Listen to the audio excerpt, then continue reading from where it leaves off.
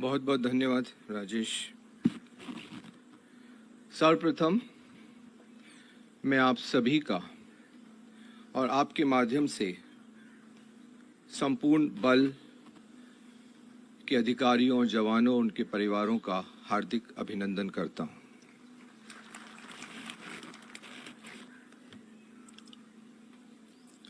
CRPF में जो जोश है उसका कोई सानी नहीं है, और जैसा कि हम उस स्लोगन को बार बार दोहराते हैं, अपना जुनून उसके माध्यम से बताते हैं, मैं उसको दोहराऊंगा, मैं उसको बोलूंगा और आप दोहराएंगे। सीआरपीएफ सदा अजय, सीआरपीएफ सदा अजय, सीआरपीएफ सदा अजय। और अभी हाल ही में हमारे आईजी के शर्मा साहब, ये उनकी बहुत उदारता है कि उन्होंने उसको ये कहा कि डीजी साहब ने ये स्लोगन बनाया, बट मैं आपसे बताना चाहूँगा कि ये स्लोगन उनके द्वारा सृजित है, के शर्मा साहब द्वारा। जो मैं आपको बोलने जा रहा हूँ और जो कि हमने अभी पिछले कुछ दिनों में दोहराया है, और वो है जब तक हैं हम राष्ट्र प्रथम, जब तक हैं हम और जब तक है दम राष्ट्र प्रथम, राष्ट्र प्रथम, राष्ट्र प्रथम। मैं चाहूंगा कि आप शर्मा जी के लिए जोरदार तालियां बजाएं।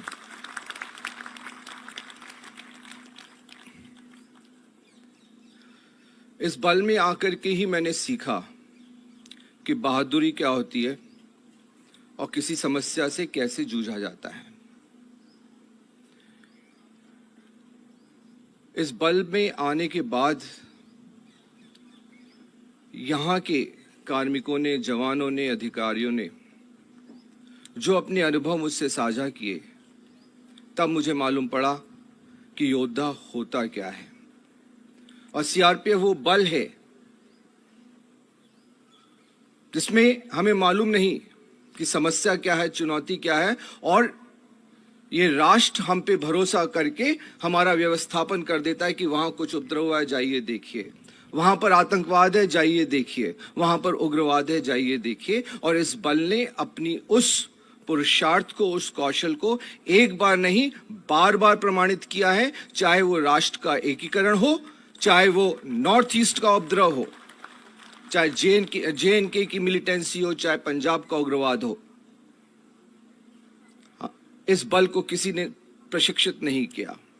ये एक स्वयं अंदर से उत्पन्न ये उसकी काबिलियत है जो कि अनुभव पे आधारित है। और जैसे हमारे पुरखों की जो काबिलियत है वो पीढ़ी दर पीढ़ी जिस तरह से स्थानांतरित होती है, एक ट्रांसफर होती है, उस तरह से वो काबिलियत सीआरपीएफ ने अनुभव के आधार पर अपने आप को परिपक्व किया है, सशक्त किया है। और जो भी नागरिक, चाहे वो सिपाही के रूप में आए, चाहे अधिकारी के रूप में आए, वो आता है तो उसी संस्कृति को अपना करके अपना पुरुषार्थ प्रमाणित करता है और बल के इस ध्वज को, पताका को आगे ले जाता है। उसके लिए आप सभी और जितने भी पूर्व हमारे जवान रहे, बहुत बहुत बधाई के पात्र हैं।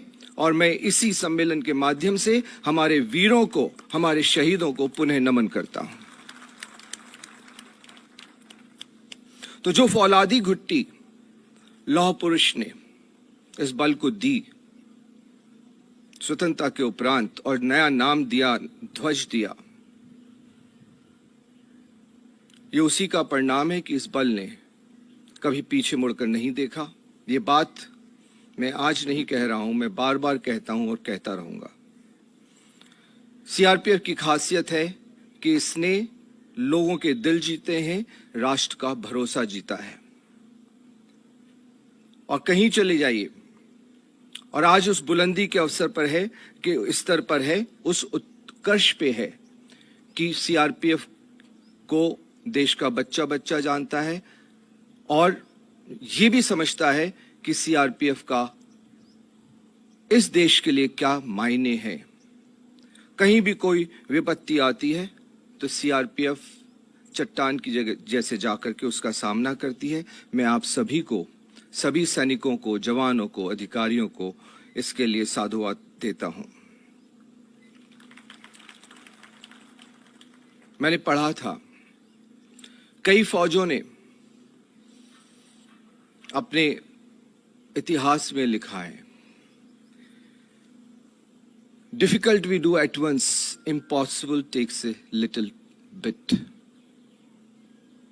कि जो मुश्किल है उसको हम तत्काल करते हैं, जो असंभव है उसको करने में थोड़ा सा तनिक समय लगता है। ये कहने का अंदाज है, लेकिन उसको चरितार्थ होते, उसको सक्रिय रूप से क्रियान्वित होकर मैंने इस बल में देखा है। और जबकि मैं इस बल की मुखिया के रूप में काम करने आया और जबकि मैं आपसे रुखसत ले रहा हूं, मैं इस गर्व के साथ, इस संतोष के साथ आपसे रुखसत ले रहा हूं कि मुझे ऐसा महसूस हो रहा है कि मेरे जीवन का जो अभिप्राय था, जो एक अर्थ एक व्यक्ति जीवन में ढूंढता है, वो अर्थ मुझे सीआरपीएफ में काम करने से उसकी पूर्ति हुई है, वो परिपूर्ण हुआ है। मैं धन्य मानता हूं कि मेरे को सीआरपीएफ में काम करने का मौका मिला। और जो हम हर एक को कहते हैं कि आप अपनी जिंदगी का अर्थ ढूंढिए, अभिप्राय ढूंढिए, उसकी पूर्ति के लिए यह संगठन, यह बल स्वयं एक उत्कृष्ट बल है। और मैं इस मंच से भी आह्वान करूंगा प्रत्येक व्यक्ति का कि यदि राष्ट्र सेवा करनी हो, राष्ट्र पे मर मिटना किसको कहते हैं, तो सीआरपीएफ में आकर देखिए, हमारे जवानों से मिलकर देखिए।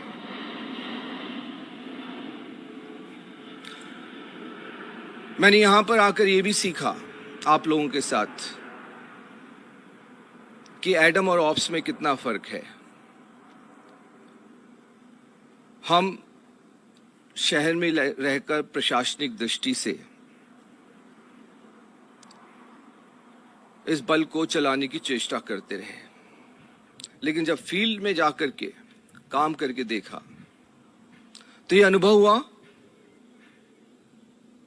कि जिसको हम एडम बोलते हैं, जिसको हम ऑप्स बोलते हैं, वो एक दूसरे के परिपूरक हो सकते हैं, लेकिन वो एक दूसरे के पर्याय नहीं है।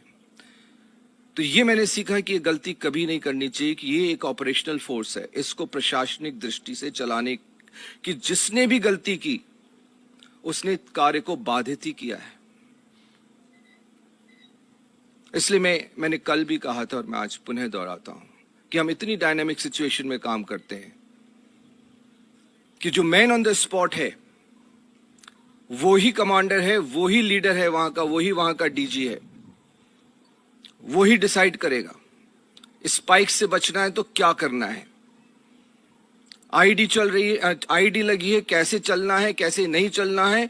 प्रशासनिक स्तर पर यहां बैठकर अगर हम एसओपी निर्धारित करेंगे तो वो इतनी अचूक नहीं होगी जितनी कि वो जो खुद व्यक्ति वहां पैदल चल रहा है वो स्वतः अपने लिए एसओपी बनाएगा, जो कि अनुभव पे आधारित है। हम केवल एक न्यूनतम सिद्धांत बता सकते हैं कि किसी भी मार्ग पे गाड़ी कैसे चलानी है, लेकिन हर एक व्यक्ति मार्ग पे जब स्वतः गाड़ी चलाता है तो अपनी स्टाइल, अपनी, वो निर्भर करता है कि वहां पे क्या ट्रैफिक है, कितनी सारी चीजें एक साथ चल रही हैं। तो ये मैंने इस बल में आके सीखा। और जितने जितने मेरे पूर्वाधिकारी हैं, मैं नाम नहीं लेना चाहूंगा, लेकिन अक्सर मैंने उनका जिक्र किया है, जो कि मेरे गुरु रहे हैं। और इस विषय पे मैं आपको कहना चाहूंगा कि for a learner there is a guru at every door step. इसमें कोई रैंक बाधा नहीं है। मैंने सिपाहियों से सीखा है, मैंने इंस्पेक्टर से सीखा है, मैंने पुराने अधिकारियों से सीखा है। तो मैं आपकी जानिब इस सम्मेलन में, जहां एक और उन सभी को साधुवाद करना चाहूंगा जिन्होंने कि मुझे परिचालनिक दक्षता प्रदान की, जिन्होंने कि मुझे प्रशासनिक दक्षता और परिचालनिक दक्षता में भेद करना सिखाया। प्रशासनिक दक्षता अपने आप में महत्वपूर्ण है क्योंकि वो बैक ऑफिस का काम करती है, लेकिन चूंकि वो बैक ऑफिस का काम करती है, वो प्रशासनिक दक्षता सहूलियत प्रदान करे, बाधक ना हो, ये देखना भी बहुत जरूरी है। इसलिए कोई डायकॉटमी नहीं होनी चाहिए। और साथ ही मैं आप लोगों को ये भी बताना चाहूंगा कि हम वरिष्ठ अधिकारी होने के नाते हमारे 2 ही 3 काम हैं कि हम बल के साथ कंधे से कंधा मिलाकर, कदम से कदम मिलाकर के खड़े हों, उनके साथ चलें। वो सफल हो उसके लिए हम क्या सहूलियत प्रदान कर सकते हैं, वो सहूलियत प्रदान करें। और कोई अगर बाधा है जो कि उनको बाधित कर रही है, तो उसको हम कैसे निवारण करें और उसके लिए वैकल्पिक रूप से क्या सशक्तिकरण कर सकते हैं, इस पर ध्यान दें। वो एक वेलफेयर डोमेन है। ये कुछ कार्य ऐसे हैं, यदि हम इसको कर सकते हैं तो ये बहुत ही उत्तम और अच्छा होगा। मैं आज के इस अवसर पर केवल उन चीजों का जिक्र कर रहा हूं जो मैंने आप सभी से इस बल से सीखी है, और यदि मैं कहीं भी सफल हो पाया या संतोषजनक योगदान दे पाया तो उसकी वजह वो ही सिखलाई रही है जो कि मैंने इस संगठन से सीखी। उसमें आप सब भी माध्यम रहे। इस बल ने यह भी प्रमाणित किया है कि किस प्रकार एक सिनर्जी जो हम एस्टैब्लिश करते हैं, जब राज्य में जाते हैं सहयोग के लिए, तो राज्य पुलिस, वहां पे कार्य कर रही इंटेलिजेंस एजेंसीज या अन्य जितने भी विभाग हैं, उनसे समन्वय स्थापित करके कैसे हम कार्य करें। इस बल ने यह भी प्रमाणित किया है कि कैसे हम वर्टिकली ऑर्गेनाइजेशन के अंतर्गत अगर पूरी लीडरशिप, चाहे वो टॉप लेवल हो, मिडिल लेवल हो या कटिंग एज लेवल पे हो, एकजुट हो जाती है तो कोई भी कार्य करना असंभव नहीं होता। वो एक जो ताकत आती है, पता नहीं कहां से आती है, लेकिन वो इस बल की खासियत है और मैं उसके लिए आप सभी को पुनः बहुत बहुत बधाई देता हूं। एक चीज और जो मैंने सीखी, वो सीखी अडेप्टेबिलिटी। और सबसे बड़ा उदाहरण आप सबने दिया, वो दिया कोरोना के काल में। किसी को नहीं मालूम, हम लोगों को भी नहीं मालूम ये है क्या, क्या होगा, सब पढ़ पढ़ के अंदाज लगा रहे हैं। लेकिन हम लोगों ने न्यूनतम आवश्यक जितना था, और बहुत अच्छी बात है, हम लोग आते हैं देश के हर कोने से आते हैं, और सब लोग ग्रामीण क्षेत्र से भी हैं, शहरी क्षेत्र से भी हैं। और जितनी हमारी सिखलाई, पूर्व में जितनी बीमारियां हुई समाज में, उसके बारे में जितनी सिखलाई थी,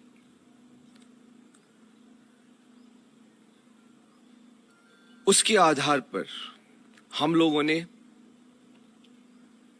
अपने न्यूनतम मानक स्वयं स्थापित किए। इसके पहले कि दूसरी चीजें शोध के बाद आती।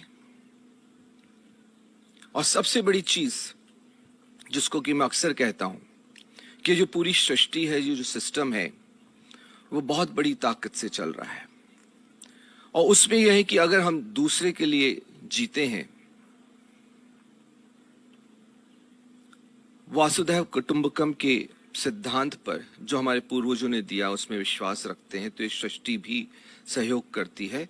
और ये जो संस्कृति है कि हम स्थानीय समुदाय को अपना घर समझते हैं, उनको साथ लेके चलते हैं, तो जितनी बड़ी सेवा आप सब ने, एक एक कार्मिक ने की, चाहे वो माइग्रेंट लेबर हो, उसको खाने की समस्या हो, चाहे उसको उसका हाथ स्वच्छ करना हो, चाहे उसको सैनिटाइज करना हो, चाहे उसके रुकने की समस्या हो, जाने की समस्या हो, सब में जो कुछ करते थे वो आपने किया। और मैं ये समझता हूं कि इस बल की सफलता का राज की कुंजी across the all time lines and across all geographical contours, जितने भी काल सीमाएं हैं स्वतंत्रता से लेके अभी तक, और जितनी भी भौगोलिक विषमताओं में हमने काम किया, वहां पे हमें सफल होने का, अगर कोई मुझसे पूछे कि आपने इतने साल काम किया सीआरपीएफ में, तो उसकी सफलता का राज एक ही राज है हमारा, कि हम स्थानीय नागरिकों को साथ लेके चलते हैं। उसको हम अपने आप को उस समुदाय का अंग समझते हैं और उस समुदाय को अपने परिवार का अंग समझते हैं। ये सबसे बड़ी खासियत है। और आने वाले कल में भी जो छद्म युद्ध का समय आ रहा है, जिसमें कि ज्योग्राफीज इतनी इंपॉर्टेंट नहीं है, ह्यूमन टेरेन जितना इंपॉर्टेंट हो जाता है, जिसके बारे में मैं अक्सर आपसे बात करता रहा हूं। इस अवसर पर मैं उसकी डिटेल में नहीं जाऊंगा, लेकिन आप सब समझते हैं। मेरा आपसे यही अनुरोध रहेगा कि इस खासियत को बरकरार रखिए। यही एक खासियत है जो कि हमें समस्त विषमताओं में पार कराएगी। और मेरा सबसे यही अनुरोध है इस माध्यम से भी, जो पुराना डिक्टम है, जिसने भी सोच समझ के कहा कि every cop policeman is a citizen in uniform and every citizen is a policeman without uniform. ये आज के युग में भी उतना ही शाश्वत सत्य, और आने वाले कल में अगर कोई हमें विजयी बनाएगा, इस देश को सुरक्षित रखेगा आंतरिक सुरक्षा के पटल पर, तो यही दुर्वाक्य काम आएगा। क्योंकि आजकल का जो रेडिकलाइजेशन है, जिस तरह से दुश्मन जगह जगह छिद्रान्वेषण करके, चाहे कोई भी माध्यम हो, अपनी पैठ बना रहा है या कोशिश करेगा, तो उसमें यही एक खासियत है। और उसमें सीआरपीएफ ने निपुणता हासिल की है, अपने अनुभव के आधार पर, कौशल के आधार पर, अपनी आस्था के आधार पर। और यह बल सदा विजयी रहेगा, यह मेरा पूर्ण विश्वास है और यही मेरी कामना भी है। एक चीज जो मैंने यहां सीखी,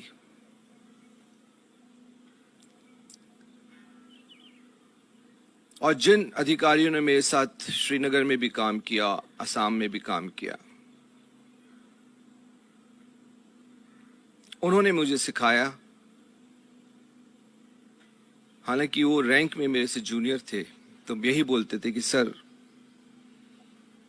moment you give your 100% to the cause, your mind will start functioning like anything.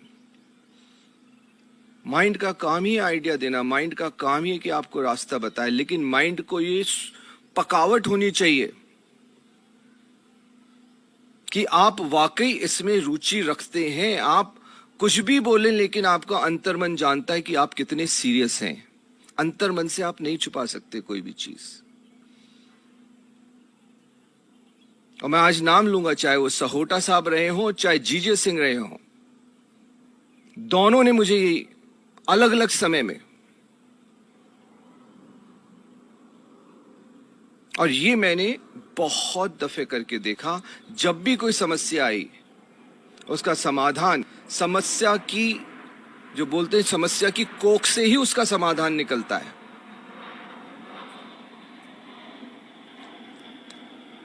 और वो तब वहीं से निकल के आता है। और ये मेरी सिखलाई, मैं अपने अनुभव के आधार पे कह सकता हूं, चाहे कोई समस्या आए, मेरे कार्यकाल में भी कहीं पे भी मुझे भेजा गया, कोई भी काम करने को कहा गया, और मैंने जिन साथियों का तो केवल उदाहरण के तौर पे नाम लिया, उसका मतलब ये नहीं है कि बाकी लोगों ने मेरा साथ नहीं दिया, मैंने केवल उदाहरण के लिए, मैं नाम नहीं देना चाह रहा था, लेकिन फिर भी हम लोगों में जो असीम शक्ति है, जो सृष्टि ने दी है, उसका हमें उपयोग करना चाहिए। मैंने ये सीखा। और मालूम नहीं रहता कि क्या समस्या कैसे समाधान होगा, लेकिन जब आपका अंतर्मन जानता है कि आप वाकई इच्छुक हैं, तो पता वो मशीन काम करने लग जाती है। और फिर आपको तरह तरह से शाम तक, दोपहर तक, तरह तरह की आपको, और ये आप सबका अपना अनुभव है अपनी निजी जीवन में। और मैं अक्सर उदाहरण देता हूं, चाहे वो आपकी माता की बीमारी हो, चाहे बच्चे की पढ़ाई हो, जिसमें आप रुचि रखते हैं, चाहे आपको अपने किसी परिजन से मिलने जाना हो, चाहे रिजर्वेशन हो या ना हो, आपका दिमाग आपको कोई ना कोई रास्ता बता देता है और आपका शरीर भी साथ देता, उस वक्त आपको ये नहीं लगता कि मैं एक टांग पे जा रहा हूं, मैं सो पाया कि नहीं पाया, भूखा पेट हूं नहीं, लेकिन आपके मन में एक उमंग होती है जो कि आपको खींच के ले जाती है और रात भर आप जैसे तैसे पहुंच जाते हैं। ये वही दिमागी शक्ति है। ये मैंने सीखा और सीखने के बाद मैंने इसको बार बार अपना करके देखा और मैं आप सभी का और इस बल का ऋणी रहूंगा कि मुझे सही जीवन जीने का अगर मार्ग प्रशस्त हुआ, किसी ने बताया, तो वो इस बल में रह करके ही मैं अचीव कर पाया।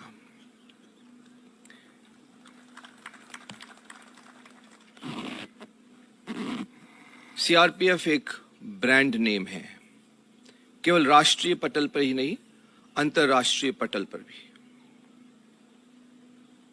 और आईजी ऑपरेशंस रहने के नाते मैं खुद भी गया था लाइबेरिया, और अदरवाइज भी वैसे भी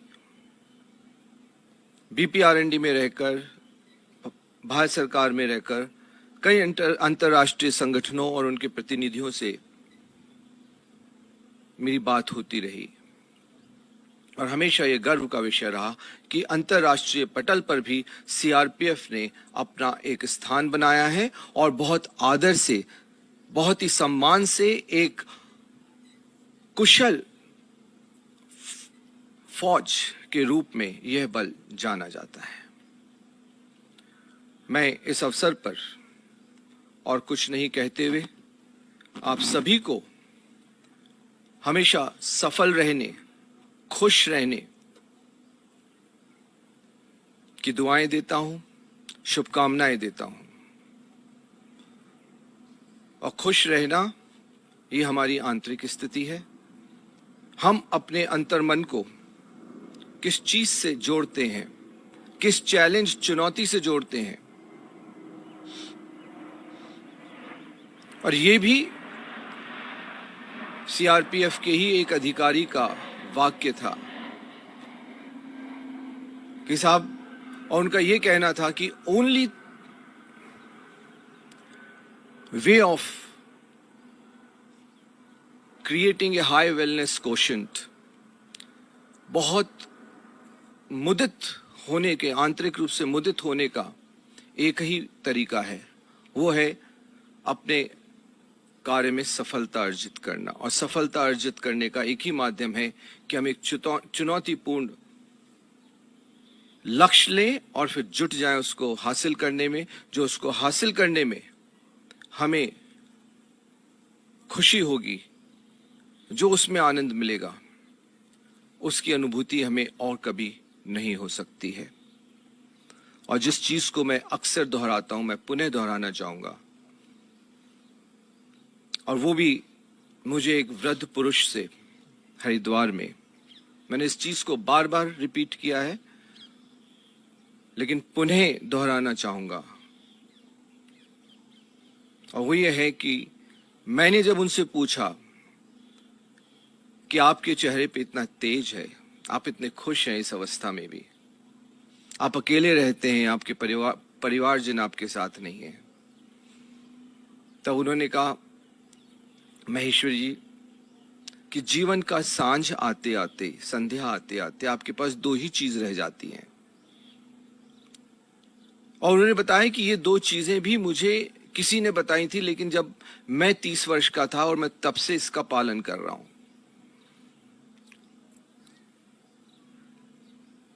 मैंने कहा, मान्यवर, जो भी है आप बताइए, मैं आज ही से उसको प्रारंभ करता हूं। क्योंकि जीवन में कोई भी चीज है, आप, जीवन की एक खासियत है कि कोई भी अध्याय कभी कहीं से भी आप शुरू कर सकते हैं। हर पल एक नया एहसास होता है, हर पल, क्योंकि वो जिंदगी जितनी है उसी पल में है, ना पास्ट में है जो कभी आएगा नहीं, ना फ्यूचर में है जिसके हम केवल सपने बुन सकते हैं, लेकिन यथार्थ जो है वो इसी पल है। You are the best people, you are the bravest people I am talking to you, ये एक रियलिटी है।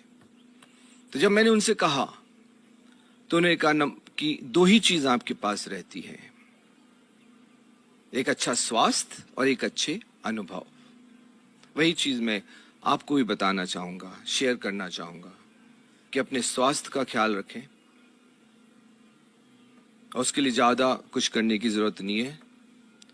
जो हमारे पूर्व महात्मा कह गए हैं, मध्य मार्ग चलिए, मध्य मार्ग पे चलें तो भी हम अपना अच्छा स्वास्थ्य रख सकते हैं।